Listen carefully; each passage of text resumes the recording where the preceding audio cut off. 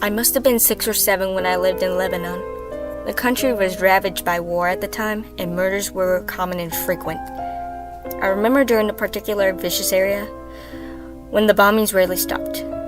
I would stay at home sitting in front of the television watching a very, very strange show. It was a kids' show that lasted about 30 minutes and contained strange and sinister images. To this day, I believe there was a thinly veiled attempt on the part of the media to use scare tactics to keep kids in place, because the moral of every episode revolved around uptight ideologies, stuff like, bad kids stay up late, bad kids have their hands under the covers when they sleep, and bad kids steal food from the fridge at night. It was very weird, and in Arabic to top it off. I didn't understand much of it.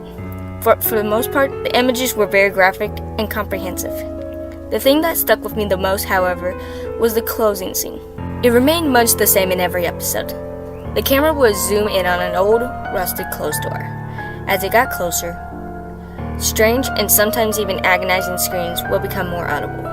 It was extremely frightening, especially for a children's program. Then a text would appear on the screen in Arabic reading, "That's where bad kids go."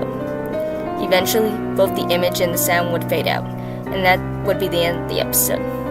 About 15 or 16 years later, I became a journalistic photographer. That show had been in my mind all my life, popping up in my thoughts sporadically. Eventually, I'd had enough, and decided to do some research.